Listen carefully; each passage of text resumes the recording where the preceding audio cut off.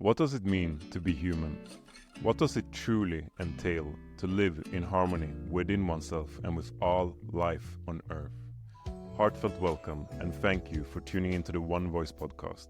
I'm your host, Samuel, and with the support of the Alderna Foundation, I'm on a mission to share the voices of visionary artists across the earth with humanity. This podcast is my humble attempt at contributing to the fostering of an evolved human consciousness.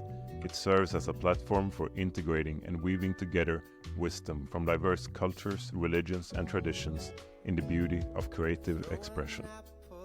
In this episode of One Voice, I speak with my good friend James Hart. He is a truth seeker that understands the many aspects of society, and in a beautiful way he is able to see how it all plays harmonically together in a great symbiosis of the one giant thing. We speak about the importance of family, being a parent, yin and yang, and what makes a human fulfilled in life. I have great respect and admiration for James, and it is my honor to share his voice. G'day, mate. G'day, mate. G'day, mate. Hello, James.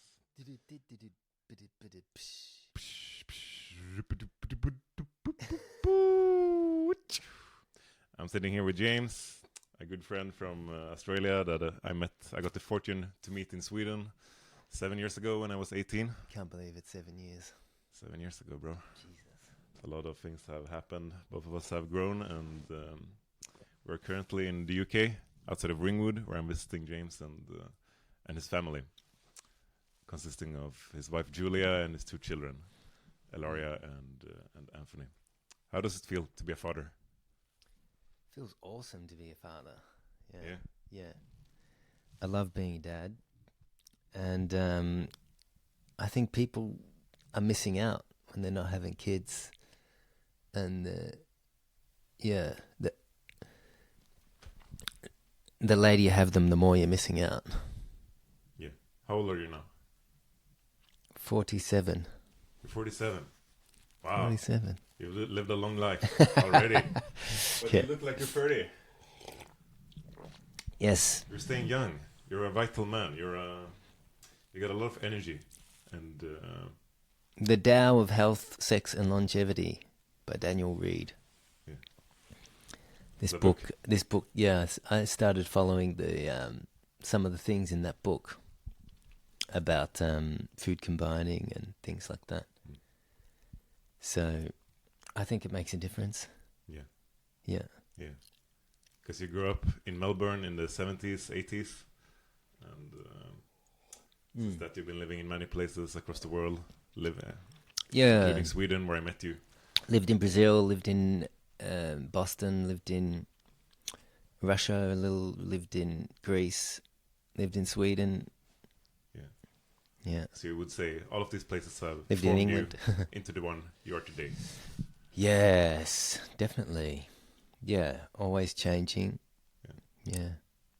Was there a big when you grew up in Australia, in Melbourne, because it's very off now. It's down under. It's underneath down under. It's the yeah. It's very isolated. Did you want to go away, like to explore other parts of the world? Yeah. Was there a strong urge to do that? I think so. My parents are from Europe, and I always had, a curiosity to travel, and then I traveled a lot once I started. Yeah. So, I've been a traveler. I finally thought I was going to go back to Australia and never leave again, and I was like, I'm done traveling, and then COVID happened. And that is the main reason why we are here in the UK. I'm glad because it's closer to where I am. But you've been on the road with your family since We took off in the middle of the night, and we drove out of a red zone 4 hours into the next state. Yeah. And we had to hide where we'd come from. And as we drove north, the areas we left kept turning red, so there was no turning back. Wow. We kept getting forced further north until we ended up a few thousand miles north. Up in somewhere north in In Queensland. Queensland, yeah. We went as high as Noosa from Melbourne. Wow. which is a long way. Yeah. And then suddenly there was no further north to go, so you went on a flight. Oh, you could keep going north. There's a lot more country north, actually. But no, we just, we have friends in areas around Queensland. We're hanging out there. Yeah, and then we just decided that, in Australia, they wanted to vaccinate everybody for no matter what job you had. There was just couldn't move between states, so it was easier to meet an Australian family friend or friend, in Europe than it was to meet them in Australia if they were over state lines. It's difficult for me, especially as a Swedish person, which was Sweden was fortunately very open, and none of these very harsh restrictions were implemented. So it's difficult for me to imagine what went down in Australia. But from my understanding, well, we're so lucky that Sweden did that, because by not locking down and not overreacting, it's a kind of like a control group that showed we didn't have exponential deaths. We could have done what Sweden did. Everyone didn't drop dead in Sweden. It wasn't a particularly remarkable amount of deaths, and you can't even see on the All Calls data that Sweden had a pandemic in 2020 or 21. So, it was good that Sweden did that for the world to see, for Europe to see. I know there were other places in America that didn't, but I think Sweden got a lot of attention. Yeah, it's been a few very interesting, there's a lot of change going on in the world right now. But so when I was 18, you opened up my mind in several ways by showing me in ways the system is corrupt, dysfunctional, and very unfair, and gaining a few people in the top elite are gaining a lot from it, while most of the world is being kept poor. And there's a lot to say about that, but you've been following your own path, and you've been questioning society and a lot of things a lot of us take for granted pretty early on, no? Yeah, I've always, when I was in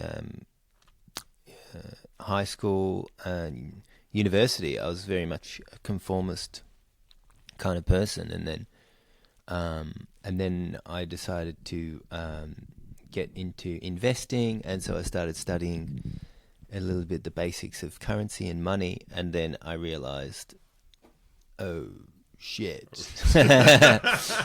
there's a massive lie in the middle of this. And so that kind of started my journey to waking up against some pretty stupid parts of a system. But then I also learned, my first reaction was really very strong, because I'm suddenly thinking, oh my God, these people are allowed to create money out of thin air. And that totally flipped me out.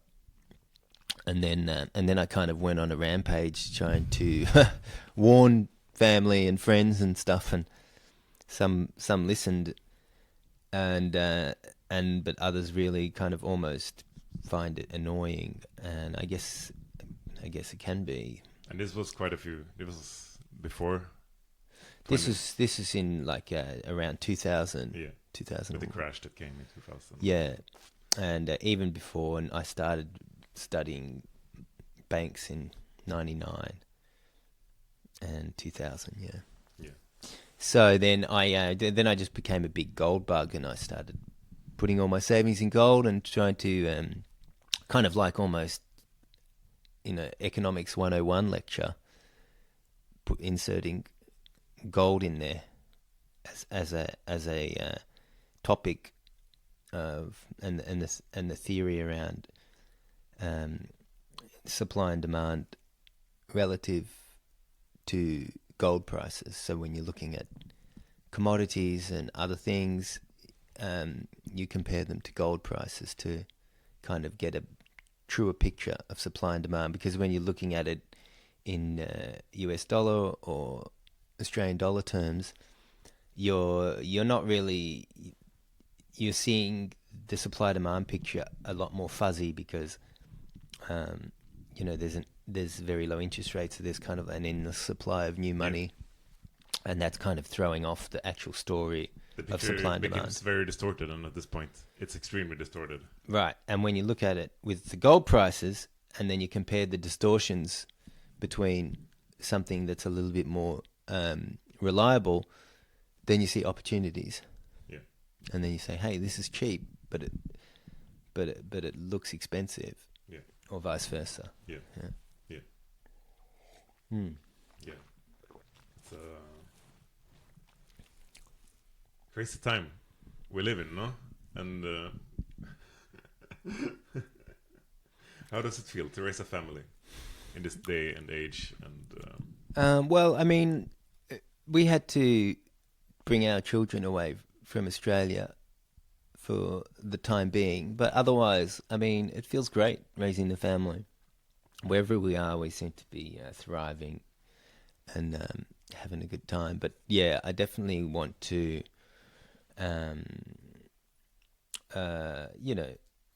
be near family, my parents, and look after my parents if they want me to. So yeah, I feel like proximity to parents is fairly important to our family. Yeah. And yeah, but everything's been going good. Moving around. From my experience, your children are really amazing. Antonio is 5-6 months, and he's the chillest baby I've ever. He's very chilled out. He's very chill, dude. And Ilaria is full of energy, full of life, and super cute and very curious. Yeah. No, it's great. I love being a dad. It's just unbelievably rewarding. Yeah. And why do you think it's important for humans in general to be parents? Yeah, I think as an organism, we are born as parents. I mean, you are, even before you're a father, and even before you're a mother, as in your organism is a parent. That's what it's designed. It's designed to reproduce and then to be a parent. And so our whole biological system has been, is primed to parenthood. And so I think that,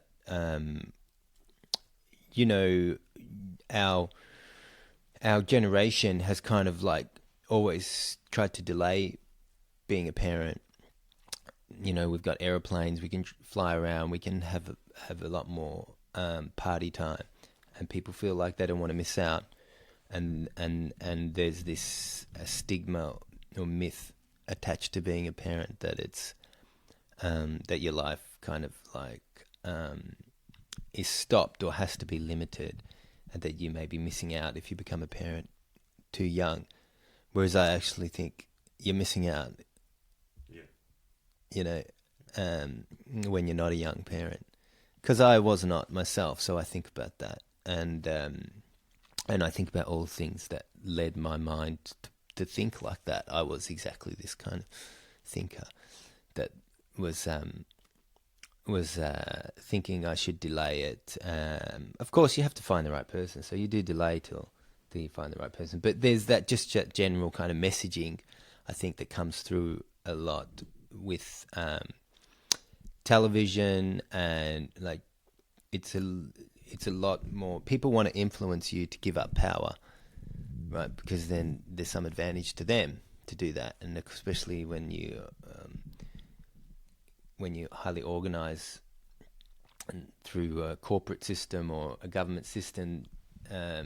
Those systems, they want you to be dependent upon them, or at least needing them to some degree, or wanting them.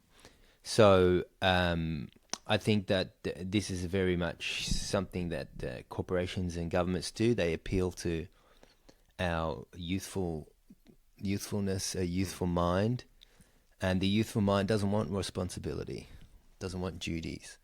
It It wants to play. It wants to consume. Yeah. It wants to borrow money. Yeah, yeah, exactly. It doesn't want to have duties and responsibilities and think about security and worry about self-defense even or anything like that. Like, you want to play. You don't want to even talk politics. You want to play. Because you believe that someone else... That's and just we've been nature. programmed to believe that someone else is going to take care of us. Like in the Western world, our governments are going to take care of us. They're going to save us from everything, especially in Sweden. Yeah. So we don't have to take responsibility. Yeah, potentially. I think Sweden, Sweden has a lot of, the yin energy is the youthful energy and the yang energy is the parental energy. And so the land in Sweden being frozen is a yang energy in the sense that it requires a lot of responsibilities and duty to live on the land without dying or without freezing to death. So the Swedish land has a fairly strong natural pulse to make the Swedish people comfortable with duties and responsibilities because it's necessary to survive there. Yeah. But all humans have. We're born children, so we have the yin energy to be playful and not want duties. So I guess Sweden and places that are cold, maybe they have a more natural balance because you have those two kind of natural forces. Yeah. Whereas, if you're living in a place like a jungle or near the ocean, say Bali. Bali or anywhere where you can get easy food from the jungle or easy food from the ocean. Yeah. And or it's sunny, you're not going to freeze to death every year. You don't have to prepare for a cold winter. Well, it's easy to be more playful all the time there. The land isn't forcing you to have duties and to be responsible. So there's no yang pressure. And so it's a lot easier for those places to be more party and more yin, youthful, playful. Yeah. Maybe can be too much like that. Yeah.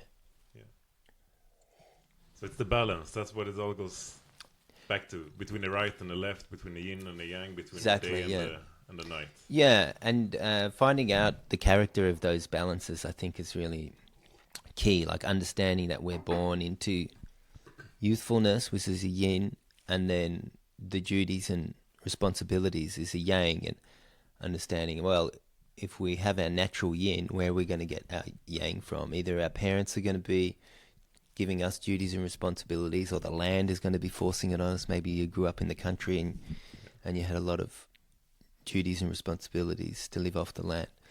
So you're getting that balance. But a lot of people who maybe live in apartments or live in the city and everything's coming through Uber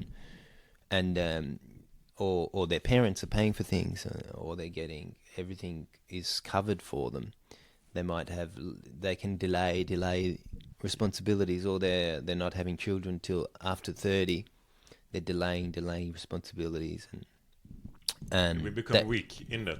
Yeah, you can become unbalanced in that sense that you've got playfulness coming naturally as a child, but it's not really getting met with some kind of parental duties and responsibilities kind of energy. So, and And this is what our fathers are here to teach us. No, it's the responsibility. It's kind of the God aspect of it, because we are here as God. We are here as co-creators to take responsibility of this earth, but we're not. We're pooping on it, and as we're doing that, we are doing it on our own. I think everything is going fine. I don't think we're pooping on it really too much. I mean, I think, the earth needs us. The earth I see is like an organism. So the earth needs us, and it needs us to think for it.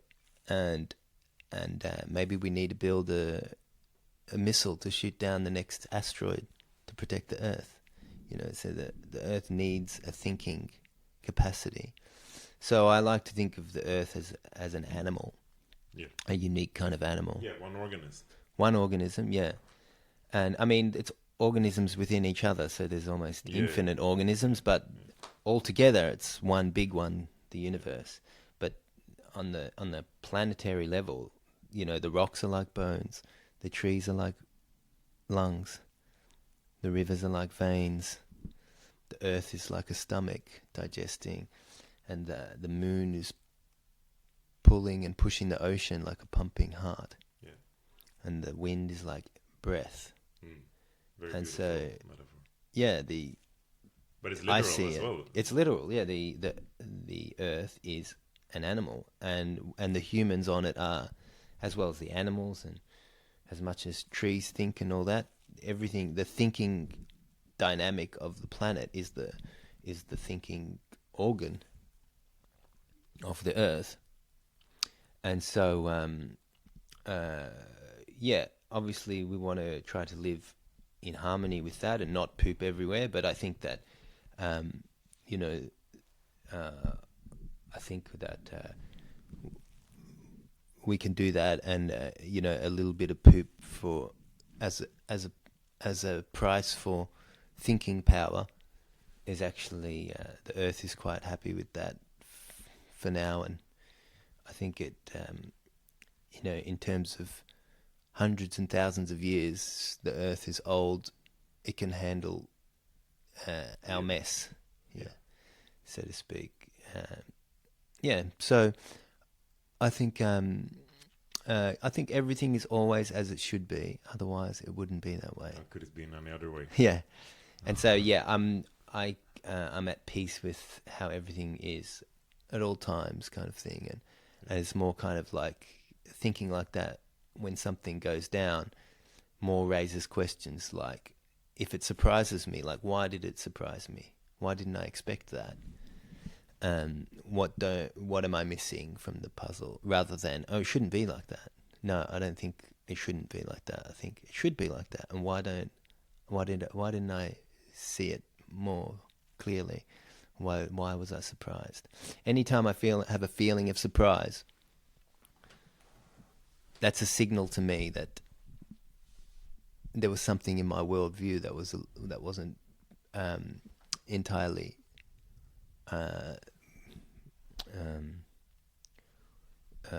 thought out. It was imperfected worldview, and so I'm getting surprised because my worldview didn't have that event covered.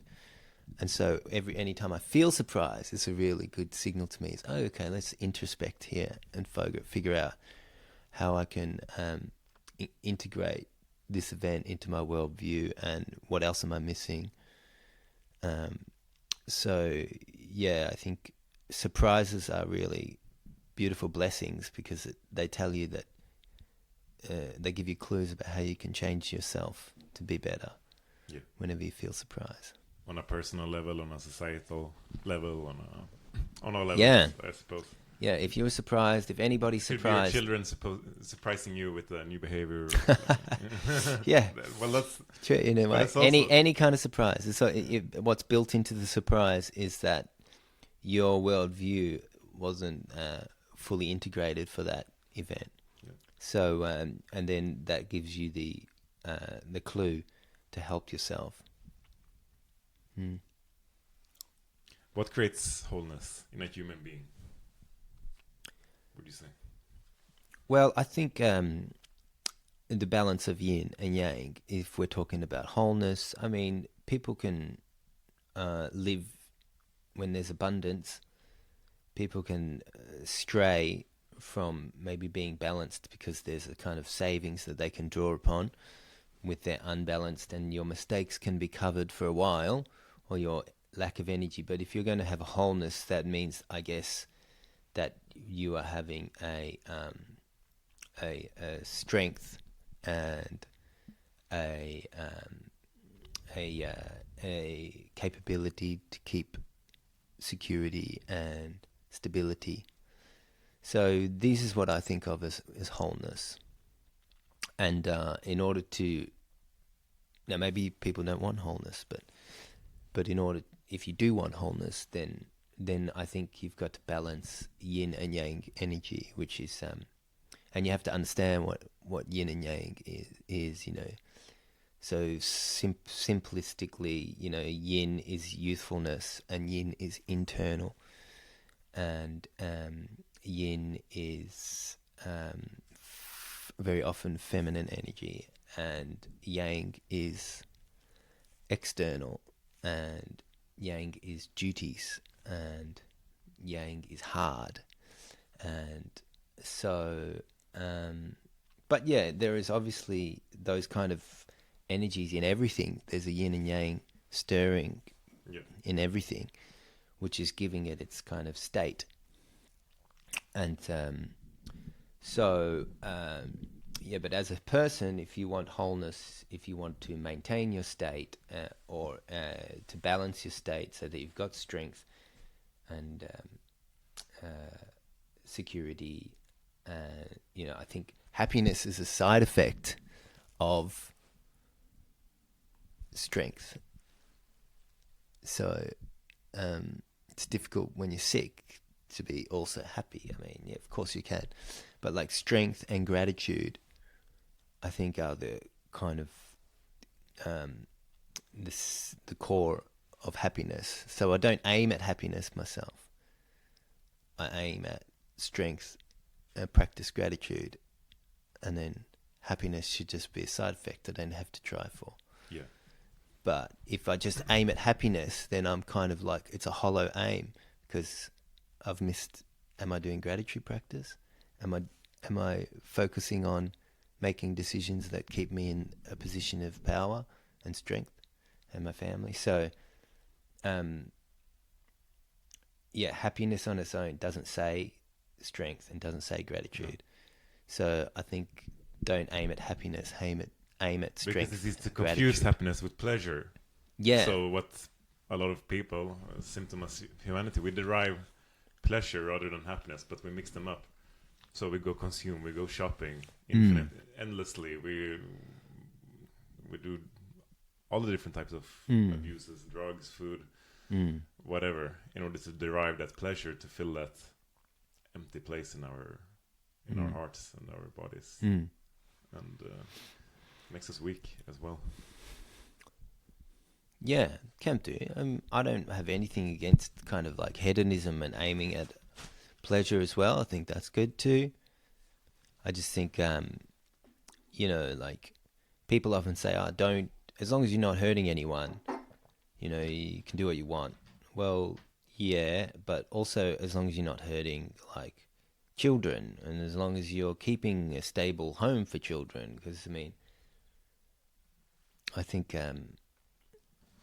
one of the big things of history is that monogamy has worked so well, and the cultures that practiced monogamy had stronger children, and then they excelled compared to all others. And I think that's a pretty solid lesson of history, that monogamy has worked really well for children. And then if it's good for children and you have strong children, then you have a strong house, and then you have a strong town, and then you have a strong city. So, and people who want to change the world and have some kind of political impact on the world, I think they should first think, how can I be a good father? How can I be a good mother? How can I... Because you got something to focus on right there. You don't need to go outside to fix it. If you improve the life of your children, if you give them stability and love, you know, and having a polygamous marriage or sleeping around or whatever you want to call it, the odds are, if you look at history, the odds are that that's a difficult kind of thing to manage, and you're taking the risk of destabilizing your children. And yeah, I get it. It's really hard, I guess. It's easy to slip into temptations, and everybody, I think, this is why everybody's capable of slipping into sin, and we're all struggling with different layers of temptations and distractions and everything. So, and nobody's perfect, you know. That's everybody can think they're a sinner like that. Everyone's got their own stuff. So, but you don't have to be too hard on yourself either. You can also say, well, I can do the best I can. But definitely, yeah, like you can focus on your children, and you're doing something for the world pretty big by giving them a solid couple of decades of stability. And if everybody did that, then you are fixing the world. You don't need to go and chant, protest, do this, do that. I mean, if your home is, I think Jordan Peterson says this, if you make your bed, if your home is tidy, if your room is tidy, if your family is strong, and if your children get 2 decades of love and stability, then you have helped the world in a massive way. Not only have you obviously helped your children have an awesome childhood, you have that, the problems stem from people who don't have an awesome childhood. I think a lot of that. Which is a large chunk. Which is pretty much everything. Like when people think, oh, how are we going to fix the world? Just make your children have strong, stable 2 decades growing up. Yeah. And yeah. Your own children, but also understanding that the father role goes beyond my own children. Also, I don't have children yet. Yeah. But I'm still a father to life. Yeah. And to other children that are around me, and it's like you're still a father. Like you've got to prepare for being a father now. Yeah. And preparing for being a father is being a father. Yeah. So you are a father even without children, and the same with mothers. So that's a really kind of weird thing. Our organism is a parent, and so yeah, you definitely are a father. Our organism is here to foster life. I mean, life creates life. This is what life does. Life creates life, and the whole concept of it takes 2 people to have a baby, and that's a little family right there, and it doesn't get more aligned with your nature than that. No. And sure, you don't have to follow that prescription, but if you don't follow that biological setup, then there's going to be disturbances because your biological setup has got that momentum. And so if you're starting to try to experiment outside of that, you're going to have to prepare yourself for the friction that's going to cause from disturbing the biological momentum.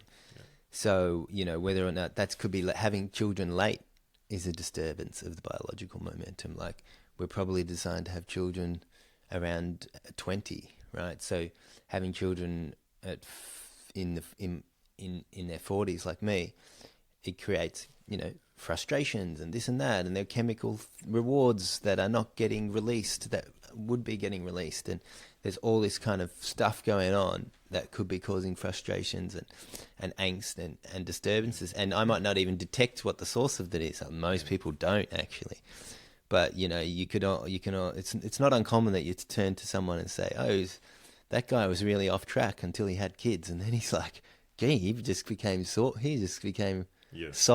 because his energy was too yin, and then when he accidentally maybe became a father and then suddenly he's got all these duties and it actually balanced his yin energy, and then suddenly you don't see the problems in that person. You say, oh, that dude has got his shit together. This is building roots. It's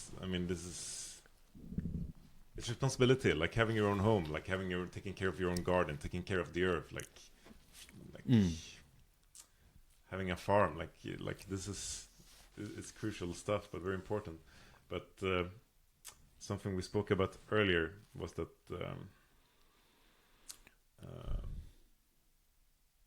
actually now I forgot what it was that we spoke about earlier. Earlier in this conversation, or another day? No, another day. Yeah, that's right. That having children shouldn't be something radical, or it's like you're doing something way out of line. It should be the most natural, uncomplicated. Right, for a 20-year-old. For a 20-year-old. But it also goes back to that's what's kind of radical. Like people don't think it's radical, I guess, if you're 30, but if you're 18 and 20, people just assume that you don't have the mentality to be a good parent, and it's probably correct because we're not raised to be prepared. We didn't have father and mother classes in primary school and high school. And there is a lot to say about this, but obviously this is the disintegration of the community and of the extended family. And now it's like most families are living on these isolated islands, and they're all by themselves. They don't really have any support. Yeah. And I have friends in Sweden. They got one, maybe two kids, and they're depleted. Yeah. Because they don't have close family friends. Their parents don't live close by. Their siblings don't help each other themselves. They have to drive the kids to school, and then they have to go to work for 8 hours, and it's like Yeah, this is why. I mean, I don't think people want to live in the same home as their parents, and because I think that's probably a very bad idea. But I do think maybe like living in the same street or living in the same town, and try if a family is wise enough to have this foresight to say, hey, we're all gonna get by our houses in the same street or in the same within walking distance or something like that. Suddenly everybody's going to be getting this energy boost, and it's not going to be coming from the state. It's going to be coming from each other. And the energy boost is so great that it's like, you drop your kids off at your brother's place, and you and your wife go to dinner and dance, and in the morning pick up your kids from your brother's place, so you can have a life. And this whole concept of I'm missing out because kind of vanishes, because you're doing things the right way, which is kind of the old way, where brothers and sisters and parents are helping each other out. And I think, but to organize that, you need foresight. I think families should, siblings should, when they're growing up, they should be talking a lot between each other to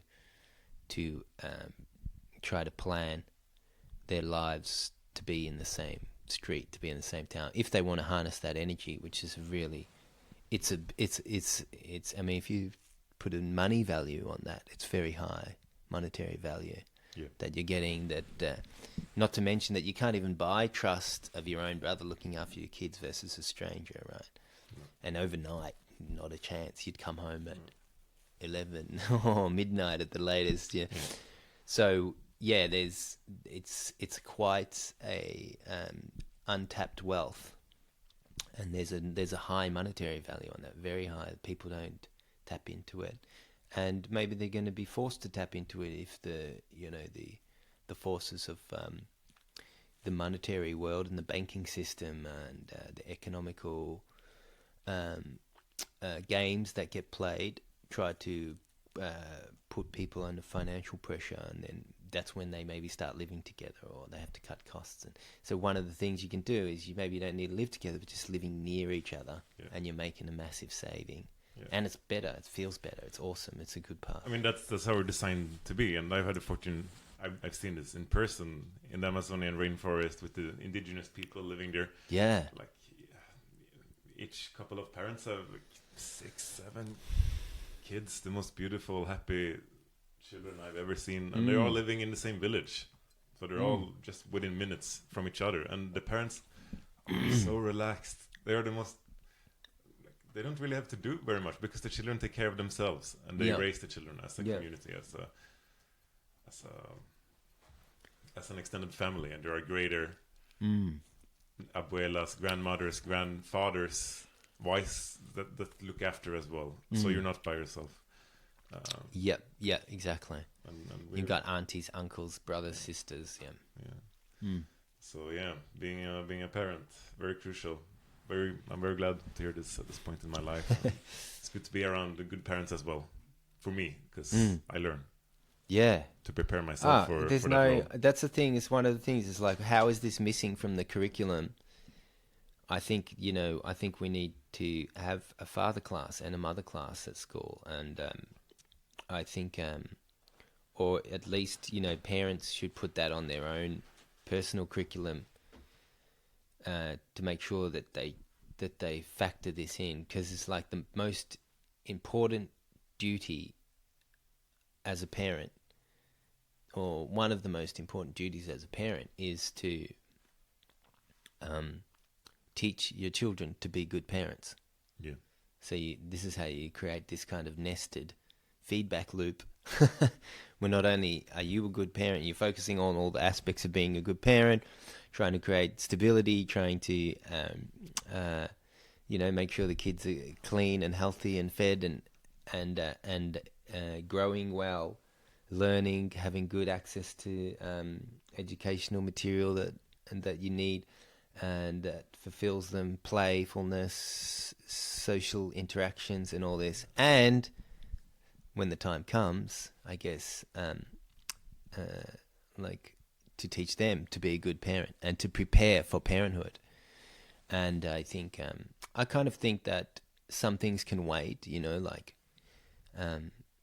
that there's a kind of like coming of age around being a teenager where the responsibility becomes a lot higher for children when they're ready and they're eager to take it. But even with toddlers and young children, I'm always reminding my children that they're going to be parents one day, and my little girl's trying to help put nappies on, or she's trying to look out for her brother, making sure he doesn't bump his head, and just little things like that, to be mentoring each other, children. Another thing at school would be really good, like where are the schools where the grade 3-year-olds are mentoring the grade 2s, and the grade 4s are mentoring the grade 3s, and the grade 5s are mentoring giving children responsibility to look after other children, but then also is good practice for that. Also the earth, like all life, like human life, but also life itself, looking after the animals, looking after like the soil, looking after the planet. Yeah, that's a different angle. Totally, I think. I mean, it all flows through together. I think the way I approach that is, through the, looking at the earth as an organism that we're a part of. Yeah. So your habitat, it's not just this thing, this space that you live in. Your habitat is an organ of your bigger body. Yeah. So, in that sense, when you start viewing the world or the earth as an animal, and that you're an organ of that animal, then you're going to be naturally more inclined to want to look after it. And I really don't think that's actually a big issue nowadays. I think people want to look after the earth. I don't think there's been any trouble, encouraging children to want to look after the animals and the earth. That's easy. No, they want to do. Yeah. So I don't think that's really something that needs to be like. In fact, I think the danger is that they can that passion can be used against them politically by people who play games. And so I get more kind of nervous about bringing up the topic of, we better look after the earth a bit, because there's so much politics around that, which is really just kind of like parasite politics. And so they will use your passion for wanting to look after the earth against you and your children. So I think I kind of get level, more. But it's more, as you say, as we are an interconnected organism. Looking after the earth is looking after myself. Is looking after my local environment, and just understanding. It's more an understanding that I am a part of everything. Yeah, and the organisms, like we said, that the earth is an organism, but the organisms are happening like the Matryoshka doll, right? A doll within a doll within a doll. Yeah. And so you can see there are organism mechanisms that are like your family is an organism. Yeah. You can think of it like that. You can then say my street is an organism and all the people living on my street. Yeah. Then you say my town is an organism. And then when you start thinking of breaking things down like that, obviously you're going to be cooperative in that sense, because you're cooperating with yourself by helping your street be better, or your town be better, or your city be better, or your nation be better, or the world be better. So yeah, this way of thinking of incorporating the world around you into yourself, this kind of like what I call symbiotika. Yeah. Everything is in symbiosis with it. Works best when it tries to work in symbiosis with each other. There's no we have to fix this, or this is something wrong with this. We're aligned with the flow. No, I'm talking. Yeah, the flow is there. I'm just talking about that recognition that you are connected to what you're looking at outside you, and that breaking down this connection, like, in your mind, seeing a family as an organism, seeing a town as an organism, seeing the earth as an organism. When you're breaking things down, seeing your habitat as a part of yourself, and when you're breaking things down like that,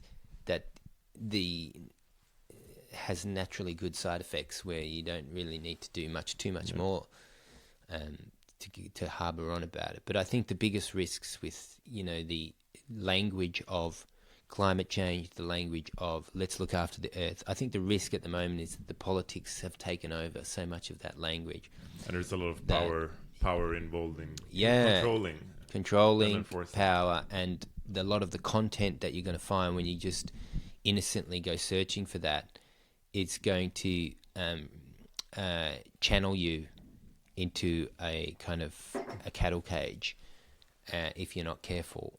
And also victimization, also feeling of powerlessness, like there's nothing I can do, it's all going to shit, the climate is changing, and we have and it's like, instead of empowering ourselves to really step into responsibility and like taking care of our local community and the greater earth, where a lot of people that I know also are feeling helplessness and powerlessness.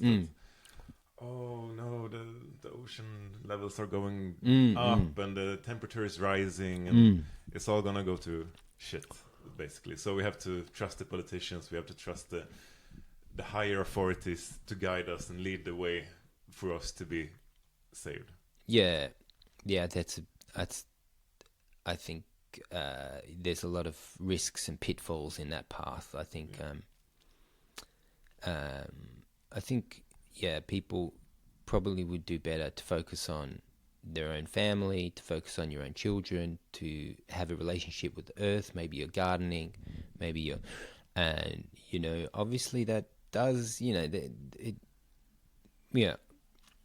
it's very valid for people to have those sentiments, but I just kind of think what you're doing is you're jumping. If you're thinking of the organism layers, like the onion, where there's yourself, and then externally to yourself there's your family, and then as you keep going, the street, the town, the city, the nation, the earth, and then so you don't want to maybe like jump and try and solve the problems of the city if you haven't really worked out your individual problems, or if you haven't worked out your individual plus family problems. And then individual plus family plus street problems. And so it's like, when your personal energy maybe shouldn't be too overly focused on the outer layers of the onion if the inner layers of the onion have got issues. So first get the inner layer, and then when you're strong, you can help others. So they see, first you make yourself strong, then you can be a father. Then you can have children, have a family. But if you yourself aren't strong, you're going to have a wavy, unstable family home. How the hell is a person who thinks like this going to be having a good impact on a city, let alone the earth? So I think if people think from the bottom up like that, how do I make myself healthy, strong, centered? How do I make my family healthy, strong, centered? How do I make my town? And then it's going to work like that. From the bottom up energy. You can't just be failing yourself and yet at the same time being a hero to others. It's kind of doesn't really make sense. So if we shift our focus to the greater to humanity, what's your interpretation? What do you see? What is the current state of humanity at this point compared? Well, I think that there's always a war going on. There's always multiple wars going on, and that's the nature of humans. Is that there's not just humans. It's probably the nature of life. Is that there's this. There are battles going on, and there are wars going on, and I think that there are great forces always fighting. And maybe you live in a place where there's no war, but if there's not a hot war with physical friction, aggression, then there's a subversive war where it's coming more like an infiltration war to give you bad ideas or propaganda to turn you against yourself. So there's always a war, and it's important to, I think, in order to have strength, you have to have this mindset that there's always a war. And when your children pass the coming of age, you should teach them that. And I don't think you should really teach your children that before. There's this playful time for children where they should be shielded from politics. They should be shielded from, the big, bad, ugly world kind of thing. And then they come of age, which is basically the taking on of responsibility when they're willing to take on responsibility in a greater way. And that's the time when they start to learn about the war that's always going on between good and evil, you might say. And in this sense, I think all organizations are corrupt, and all organizations are angelic at the same time. So every group, even every human in yourself, you've got some corrupted elements of yourself, and you've got some very angelic elements of yourself. And it's the same as you go and look at any body of people or human system. You're going to find that the banking teller, she's a lovely person and she's doing a good job and she's not stealing a cent. But then maybe the banking CEO is lobbying to, take an extra fee and all maybe monopolize something together where we can regulate to steal some more something, So there's every organization, I think, has got good angelic elements and corrupt elements within it. So I think that the war is actually, it is happening on an organizational level, but it's also happening. It's a war almost between the energies of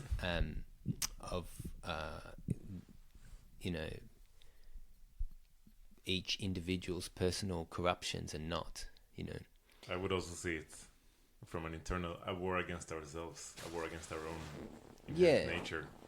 Yeah, there's a war against ourselves. I think when you say that, what makes me think there's a war against ourselves. Internally, you have your corrupt elements and your temptations and maybe that you are weak on some things. And if there was only the opportunity, you would probably fall into a hole. And then other people have done that. Maybe they worked in a company and they saw the chance to steal, or they saw that, they saw that they would get away with it because they had 10 others with them.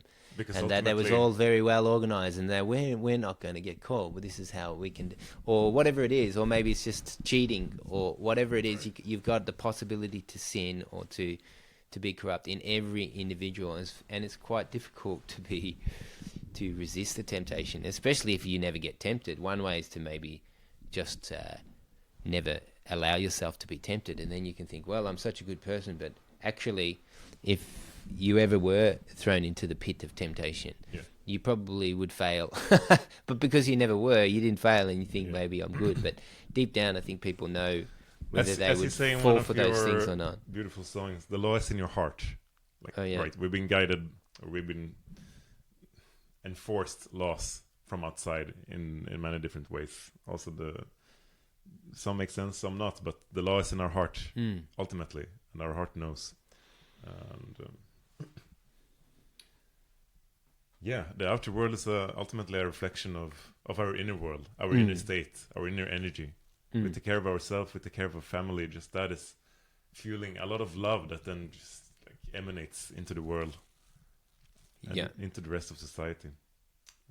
But it seems like a lot of humans are really miserable at this point, fueled with depression, anxiety, and antidepressants and fear. A lot of fear, obviously, as the past 3 years have shown with COVID. And Yeah. I mean, it's a good story about fear is the Garden of Eden.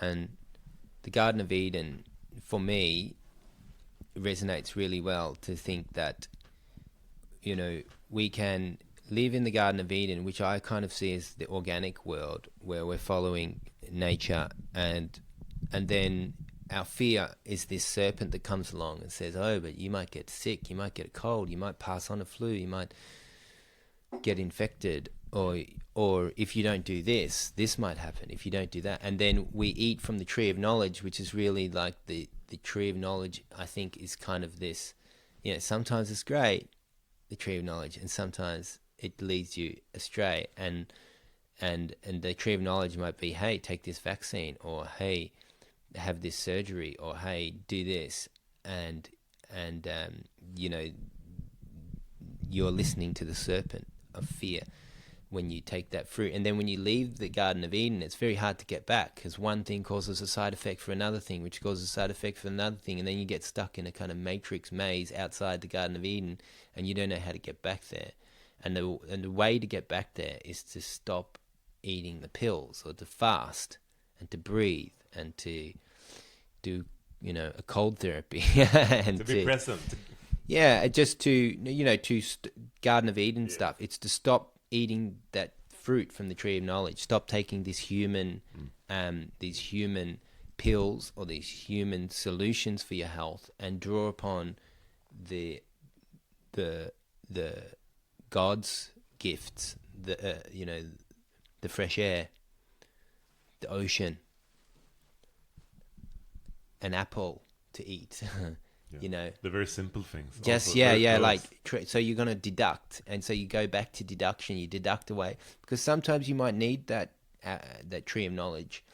You know, whatever it is, you might need that surgery, but then you got to get back into the Garden of Eden really quickly, and so it's a very hard balance. And it's very easy for the serpents out there to try to even bring us out of the Garden of Eden when we didn't need any of those fruits from the tree of knowledge at all. So I think Wim Hof breathing is a really good healing technique, and I think cold therapy is very good. And I think you know, trying to eat things in their simple form. I also like mono kind of eating, where we're just kind of eating one thing in a meal, not mixing too many ingredients. Just eat one ingredient for a meal. Those kind of, on fasting, right? So I think for returning to the Garden of Eden, there's a whole bunch of those tools which are trying to deduct, so you can get out of the maze, because it can get quite complicated, you know. Yeah, you take one pill and the maze feeds the maze. Serves one purpose, but then it causes constipation. So then I take a constipation pill, and then it serves the constipation, but it causes drowsiness. And then I take another pill to combat the drowsiness, and then you're in a matrix. And which is also the matrix of... How do you get out of it? Yeah. And there's fear, matrix of fears and whatever. But you're in a physical matrix of health, because you got to untie those chain reactions of all those symptoms and causes. So returning back to the Garden of Eden for me is trying to fast and do Wim Hof breathing and eat simple things and drink clean water, and don't have anything complicated like a soft drink or a weird hamburger or whatever.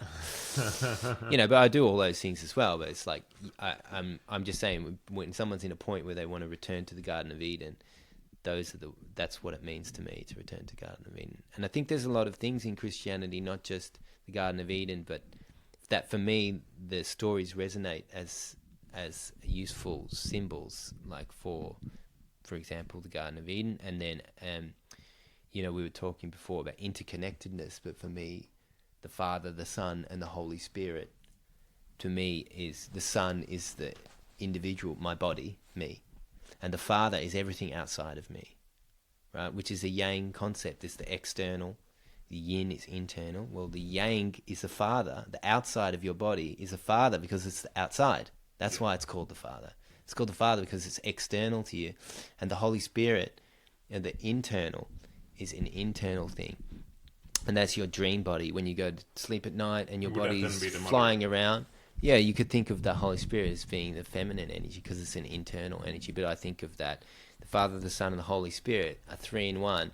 How are they? And that is God, but it's me, and it's kind of confusing. Well, it makes perfect sense to me because the Son is my incarnate body, and the Father is everything external to me, and the Holy Spirit is the internal dream body that I experience when I go to sleep, or if I meditate, or you know, during the day. I guess that thoughtfulness, internal thoughtfulness, is the Holy Spirit.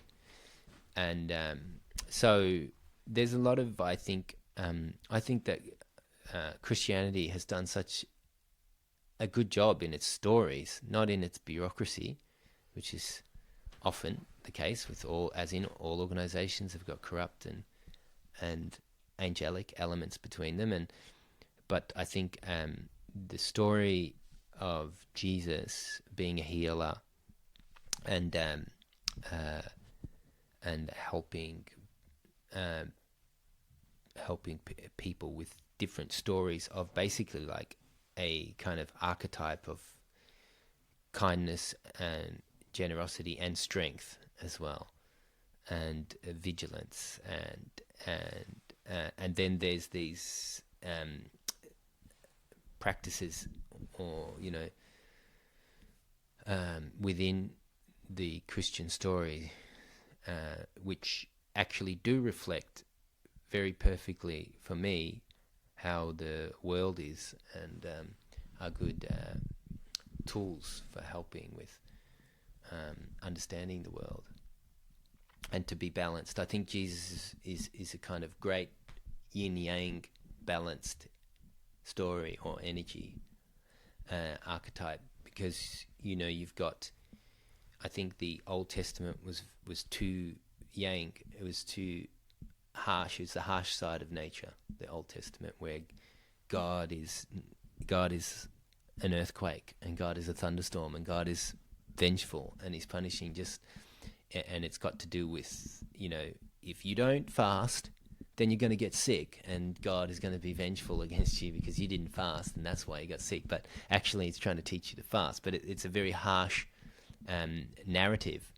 And then Jesus came along and he balanced out the old stories by bringing a lot of feminine qualities. Perhaps by bringing the law into his heart, the heart, because the Old Testament is based on the outer laws. Like I know a lot of Jewish people, and there's 613 laws and rules that you have to follow, and most of them, I mean, they kind of make sense, and they have the possibility of opening the heart and connecting you. But most people are doing them out of fear and of being punished, or out of fear of the authority, following the authority of out of God. obligation.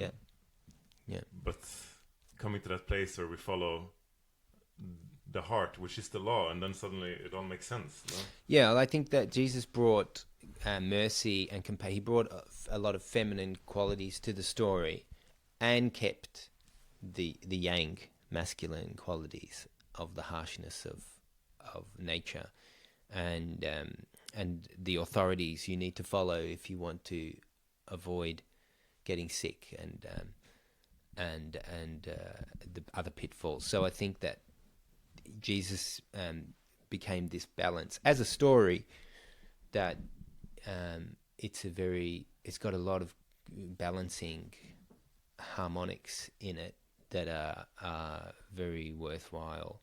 So I wouldn't want to.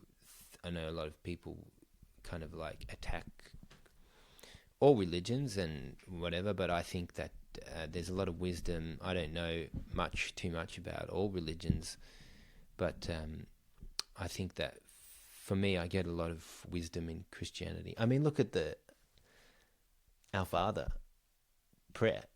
Your father? No, just the prayer of. It's just such a nice prayer, you know.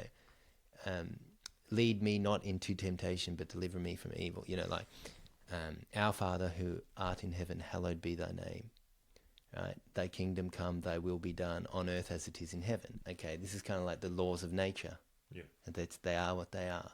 You know. And then give me this day my daily bread, and forgive me my trespasses. so that I forgive those who trespass against me, and lead me not into temptation, but deliver me from evil. Yeah. That's such a good thing to repeat to yourself. To it's have an amazing forgiveness, thing. I mean, and to give me my bread, to say thank you yeah. for this day. I need this bread, and to keep bringing forgiveness into your mentality. I mean, if people are going to be repeating that over and over again, I can only see good things coming from that.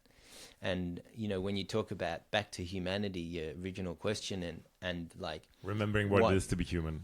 How do we reconnect? And what's this war going on with humanity, and how's it going to resolve? It's kind of like it's up to the for there to be a resonant frequency of morality and goodness, and it's not clear what morality is, all the time. So it's up to individuals to have a standard of morality that's pretty high. That means that these institutions can lean towards being more healthy and good, rather than creating loopholes for corruption. So I think when people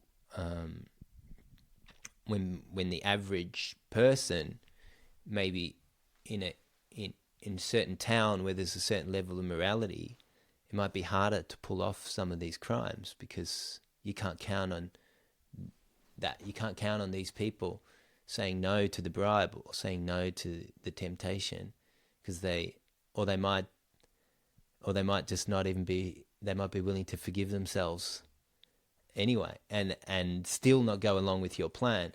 So having these standards of morality in people makes it a lot more difficult to run kind of a corrupt game. And this is why it's so crucial to implement this and to teach this to your children very early on, because if you don't have that as a child and you grow up, it is possible, but it is more difficult to learn these things later on. That's right. And why not take stories that are already the curriculum that's already there and it worked so well.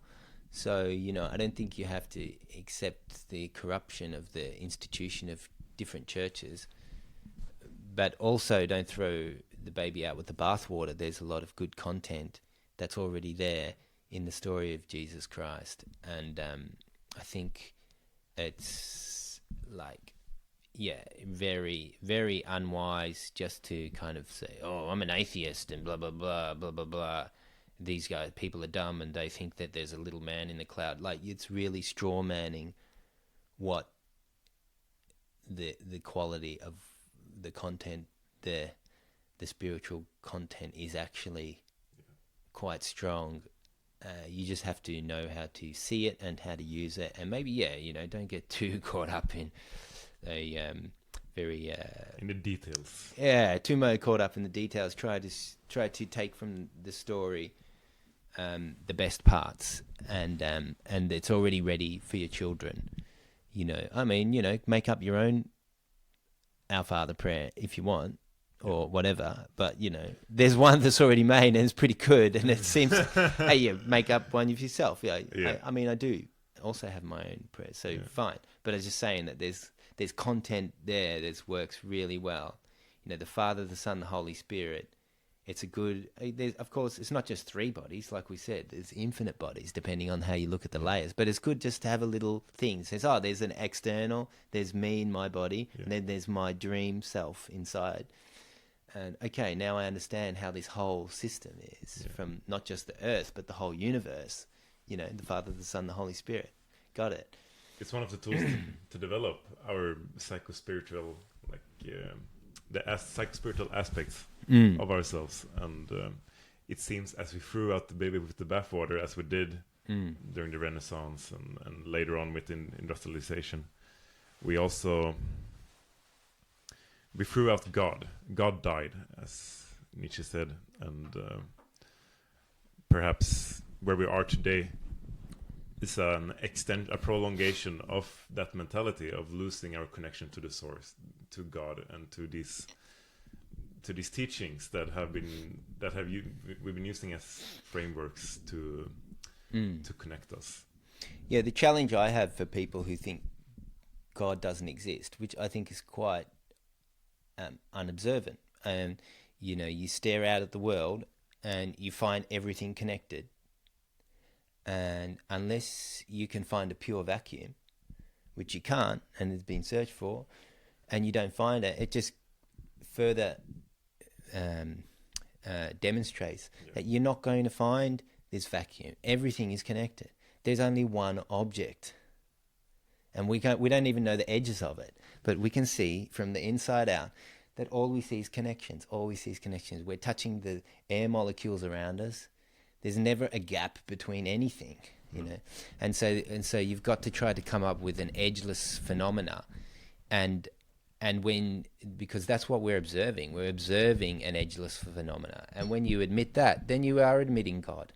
I mean, you've got this gigantic being, and it's got all these layers of kind of organisms and biological function and thought and mind and spirit and song and language and that we have through humans. So we're seeing that this thing is talking. This thing is... Yeah. How is it not God? It's like it's a gigantic being, encompasses the whole universe. This life is the greatest mystery of it all. How could we not perceive? How could we not feel the mystery? How did we even get here? How did I get into this body in this time, in this day, and this age? Yeah. I mean, I'm more coming from the fact that, you're staring at God all the time. Yeah. The denying that God exists means you have to come up with finding how there's more than one object, because what you're staring at is connections, and therefore you've got to concede logically that there's only one object, and then once you do that, it's a biological object, and you have God. It's it encompasses everything that you can possibly see. And of course, you can, as soon as you try to define something outside of God, outside of the universe, well, if you're defining it, and in an observing sense, if you're doing a scientific observation of something that you're trying to assume is outside of the universe or something that's not connected to this one object, well, your very observation is actually betraying the connections to it, because in your observation, you're betraying the connections. You're actually saying, oh, but if I can see it, then there must be some kind of like connection between me and the thing I'm observing. So you can't escape the fact that there is no way for us to observe something outside of God. Everything is in it. So yeah, it's really stupid atheism in that sense, because it's not seeing. It's like saying, there's no sun. It's right in front of you. There's a sun. Like saying there's no life. Yeah, it's like saying there's no. It's like saying there's no trees. There's no sun. It's like, it's right there. It's like if you want to say this, you can be like a flat earther and say there's no sun or the moon. Yeah, but it's right there, right? We're just looking at it. It's round. It's up there. It's like any children. It's like just observe. And it's the same with God. It's right in front of you. Just observe the children. They see God in everything. They are God. I mean, it's just living through them, because they're not interpreting the reality in the same way with mental separation, with words, and it becomes very magical. So it's growing up, but keeping this childish innocence and this way of looking at the world as playful, sacred, and interconnected, alive. Yeah. I mean, it's an interesting point, because I think it's almost psychologically it's a paradox. For as a child, when you're first in the womb, you don't really have the concept of something besides yourself, and then you're born, and it slowly takes a while before you realize there's I, the ego, and then you say, oh well, this I is in here, and then out there there's other things, and so the natural psychology is to actually not see God, because you actually come from, in the womb, this state of edgelessness, and then when you're born, in order to function, you need to come up with this human condition of seeing yourself as an I and as separate from your habitat, which is very functional.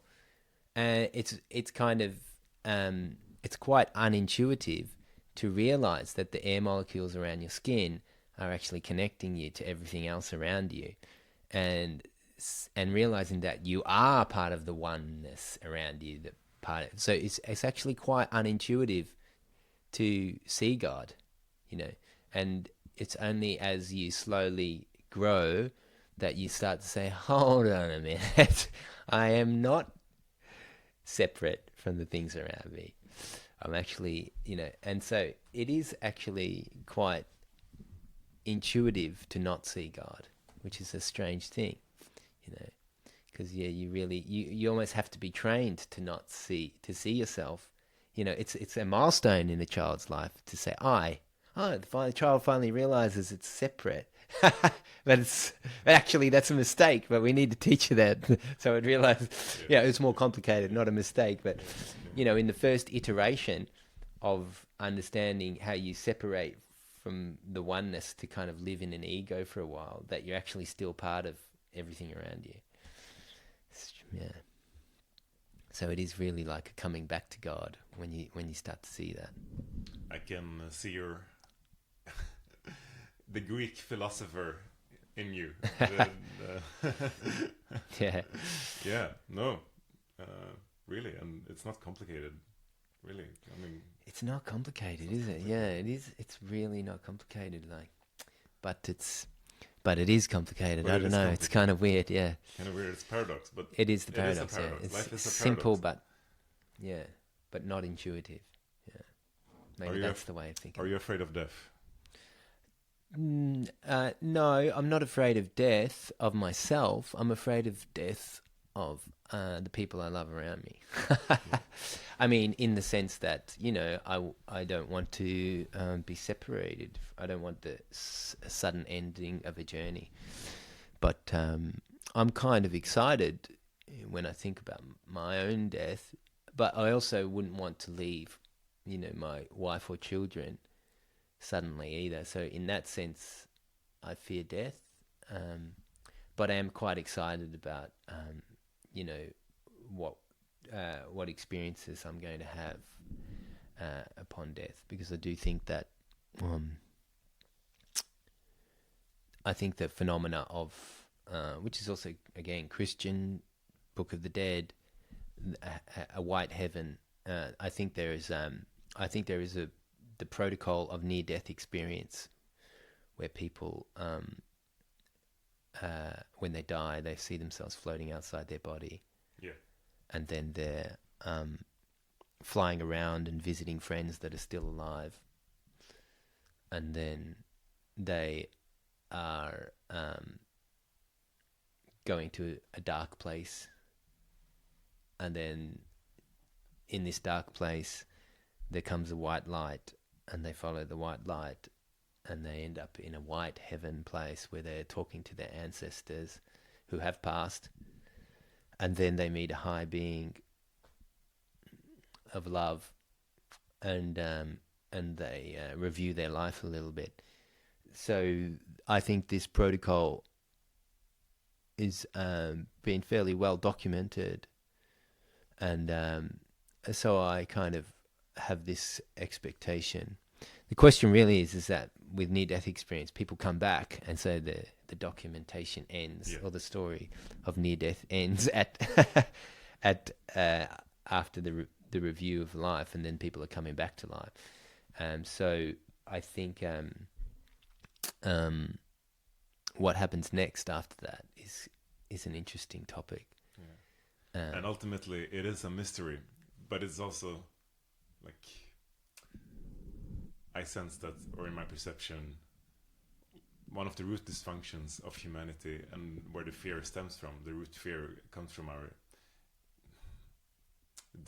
discontent, or our fear of death, of not existing, of clinging to life. And also this is, as COVID showed, for example, how we're willing to stop living in order to avoid death. Yeah, exactly, yeah. So it's which is coming to that inner psycho-spiritual place of becoming at peace with nature and becoming peace, just as I became alive. That one day this body is gonna die, but it's not the end of the journey. Yeah. Yep. Yeah. Totally. Yeah. What time were they gonna come back? Yeah. Pretty soon. Yeah. All right. So I would like to finish up with some very different topics on politics and crypto, and perhaps because we're short on time, just focusing a little bit on crypto. You introduced me the economic system and the crypto world to me 7 years ago, and it's been a very fascinating journey. It's a very incredible tool, and I would like to ask you, that's been in this game for quite some time, like, what is the original vision of crypto? How can a blockchain make the world a better place? How can it create more justice? And well, I think you have to understand money to answer that question to a degree, and money can have kind of a variety of functions, but ultimately people want to be able to trade with each other in a kind of wild card bartering system, and money is that wild card that can mean that people don't need potatoes to get some beef because the beef guy only wants potatoes, so we come up with this wild card system, which is basically, it can be it's a ledger, a unit, and a ledger has a unit of account on it, units in the ledger. And so this is a way of counting. That's all it is. It's just a way of counting. And what you're trying to do is people exchange things because it's a gratitude system, right? Somebody gives you one thing and you're grateful and you give another. And there's a kind of gratitude system there where why is it 5 potatoes and not 3 potatoes? It's because there's a certain gratitude into it's an interchange of energy. The beef or whatever you're after. Yeah, so there's an interchange of energy, and there's a pricing, which is trying to put a number on the exchange of value. Now, if there is some kind of corruption in the math there, where people think they're using one kind of math, but it's another, then you're really messing with the whole, with everybody's heads, and with how everything's being measured by everybody. So you really need an honest ledger, and you don't want to have a ledger that can be diluted. And so I think that people are used to, when they talk about shares in a company, I've got 10% of the company. People talk in percent. You don't say I've got 500 shares in that company. It's not so important how many shares you have. So what percent do I have in it is really your share of something. And so it's the same actually with money. We talk too much in terms of how much money you have, whereas our bank accounts should really be showing a percent symbol on the balance at the end.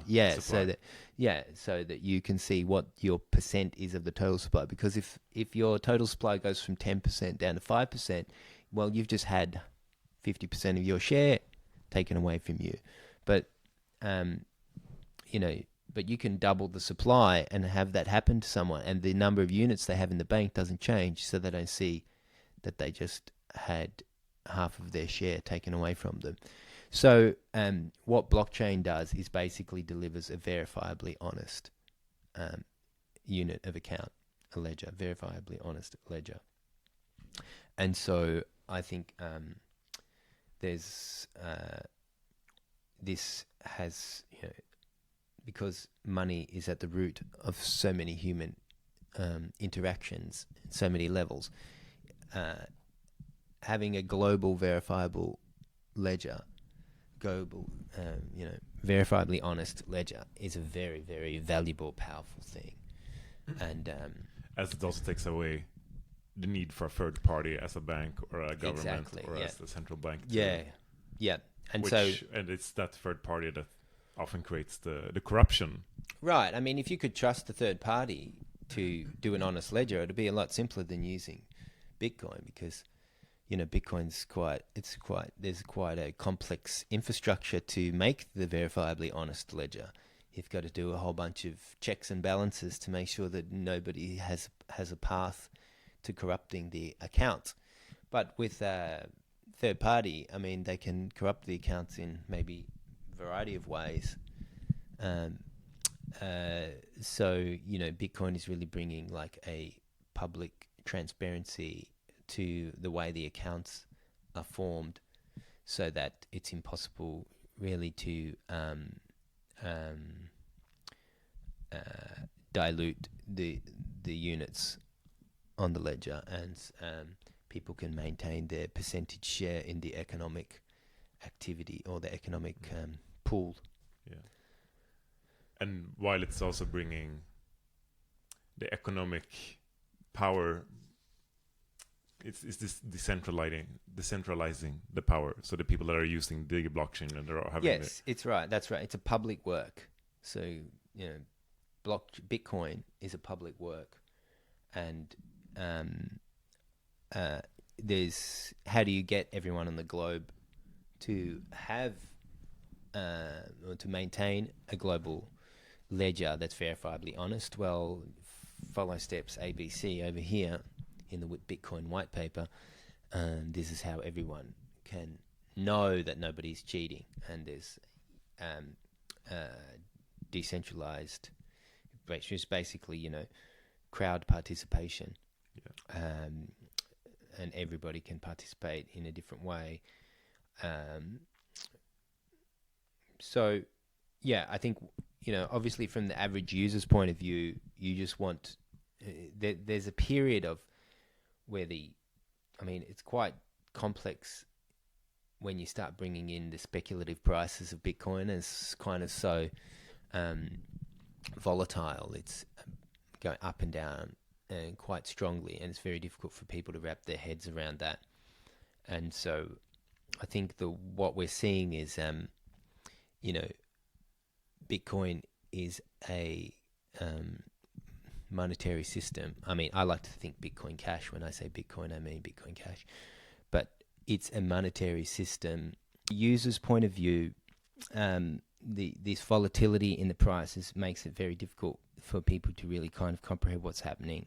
And so what is happening is that you've got a currency that is new, and it's now coming along to a world where there are already existing currencies, and the existing national currencies, before Bitcoin exists, they're 100% of market share.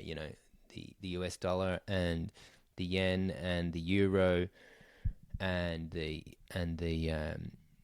renminbi, all of these monies are making up the money of the world. Yeah. And so this is 100% of what everybody's doing when you're talking money. And then Bitcoin comes along and is competing as with 0% share. And so as you come along and introduce a competitor, and normally there's no space for a competitor in this market because it's a controlled kind of... it's a monopoly. It's a controlled, monopolized in certain sections, but each government can monopolize its own currency like that. So Bitcoin comes along and suddenly it's making an offering in an environment which is kind of all of the world's economic output. We can think of that as Mount Everest. Yeah. And Bitcoin comes along like a teacup next to Mount Everest to try to offer something. And of course the teacup quickly fills. People jump off the mountain and into the teacup because it's delivering some honesty and some features and that are special to Bitcoin about no counterparty risk. You don't have to trust the third party, and your unit is not going to be diluted. So there's people want that, so they jump in the teacup, and now the teacup is a bowl.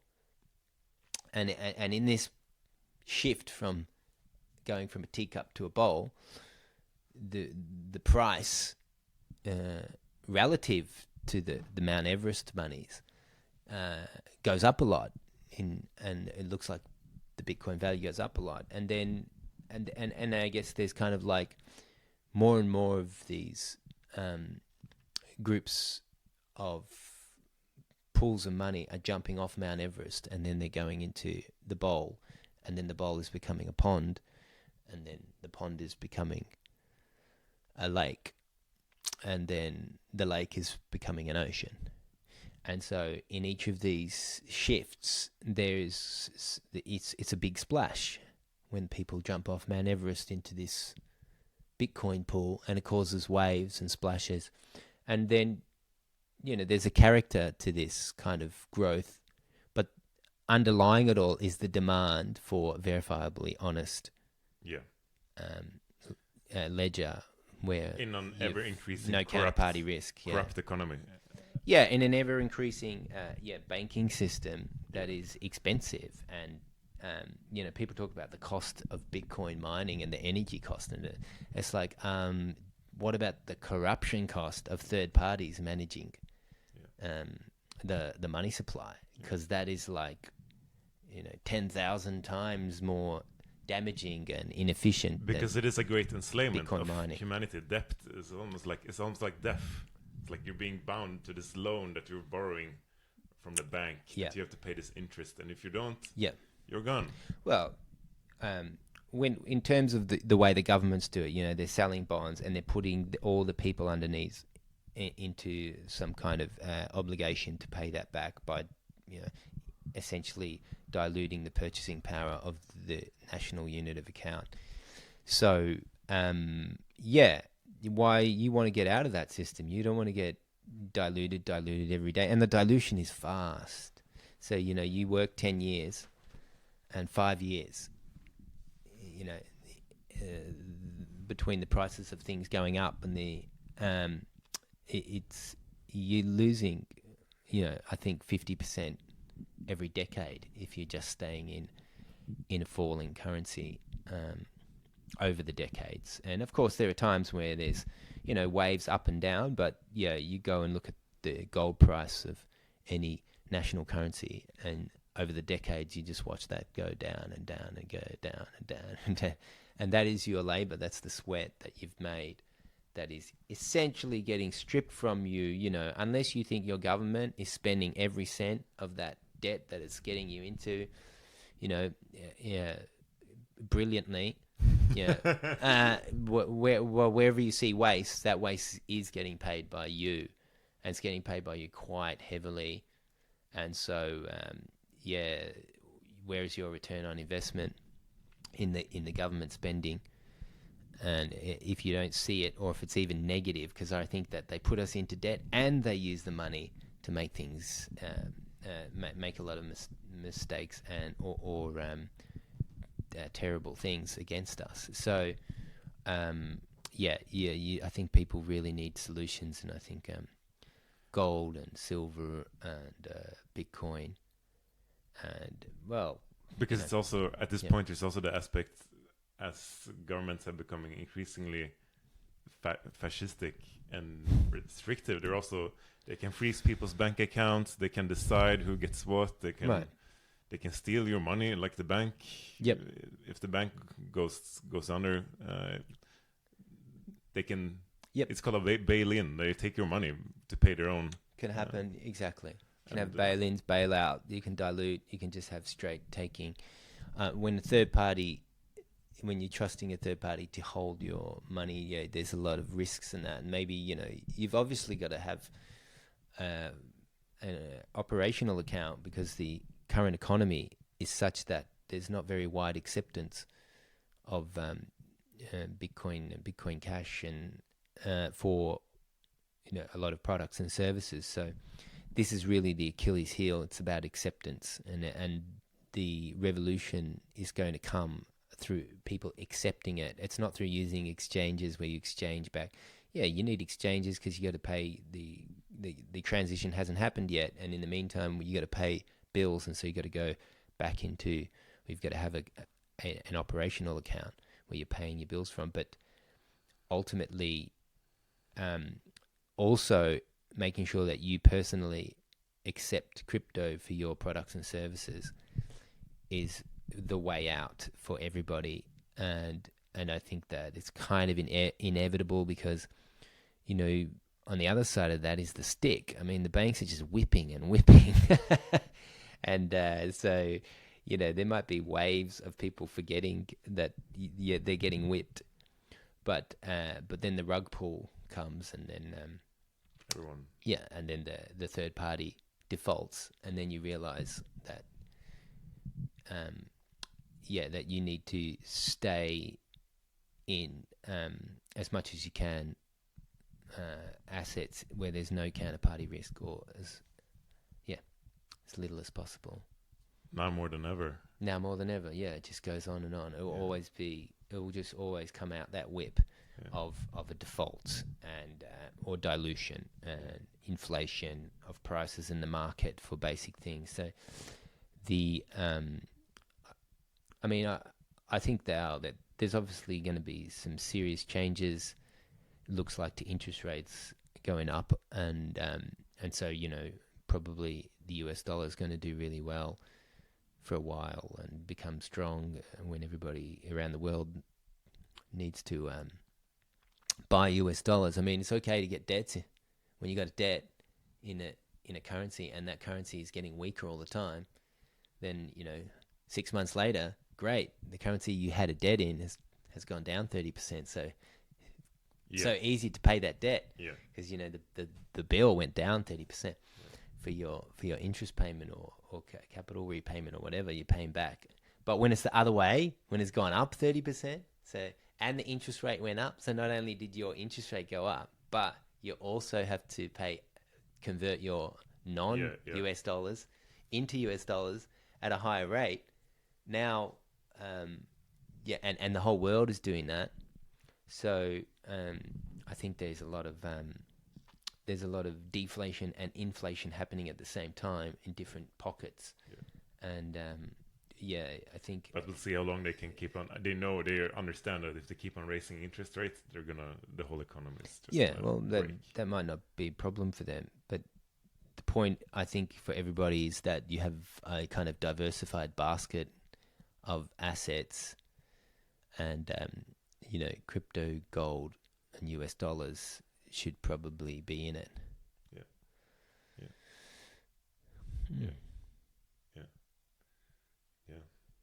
Long live Satoshi. Long live. Thank God for Satoshi. Thank God for Satoshi. Yeah, right, because crypto's been in this very speculative, greedy environment for several years now. It's kind of lost track of the original. Yeah, I mean, look, when you have like FTX go down, to me it just shows counterparty risk. It's not, FTX isn't a crypto issue. FTX is counterparty risk issue. It didn't matter what you were dealing in. If you could be dealing in shells or whatever, like FTX could be dealing in anything. It's like the thing is that they're holding everybody's bags, whatever the bags are full with, whether it's crypto or anything else. And so the problem is that when other people are holding crypto or garbage or nothing. Yeah, so it's about really the counterparty risk, having your own keys and not your keys, not your coin. And so something like FTX only shows even more the value of crypto, of the good ones. The supply limited cryptos. I really think Bitcoin and Bitcoin Cash are really the most important ones. Yeah. And perhaps Monero and maybe Ethereum. Yeah, sure. I mean, people just choose wisely, but the exchanges part of it is not the way out. The way out is accepting for your services and products, crypto, and you need to be out. Everybody needs to start accepting. That's the way out. When everyone starts accepting, then we go back to a world of free banking. Right now banking is terribly expensive, not to mention the dilution, just having account fees and having all the hurdles to climb and this and that. Well, everybody can have a bank account, a crypto bank account, and you can have free banking. this is the part of growing up. with Bitcoin Cash, pretty much. Yeah, exactly. And this is also part of growing up, taking responsibility of, your life, but also your own money, and not having a financial guru or some dude at the bank like organizing everything for you and hoping that it's all gonna be good later on, but really like taking responsibility of that. And crypto is a tool that allows us very easily to actually do that. Yeah. But yeah, it's still in its little infancy state. Yeah. So it's going to be a fascinating journey. Yeah. To see it evolve. Is there anything else you would like to bring up? Any topic that we missed, or anything that you'd like to mention? No. Finally, that's pretty good. All right, James. Nice talking with you, Sam. Nice talking with you. We spoken for almost 2 hours. Really? Okay. Wow. Yeah, 1 minute, 1 hour 40 minutes. Okay, good. It's been really good. You're a big inspiration. You're a really good man, and you got your heart in the right place. Thanks, Sam. Always great to meet you. Good to have you here again. And it's great hanging out. It's great hanging out. Yeah. Appreciate it. Yeah. Cheers, brother. Cheers, brother. So, I guess now we go to the sauna. That's sauna. Brilliant. Cool. Oh. Much gratitude for tuning in to One Voice. If you enjoyed today's episode, hit like and subscribe, and follow us on Instagram so you never miss out on upcoming episodes. And feel free to share it with someone you love. Blessings.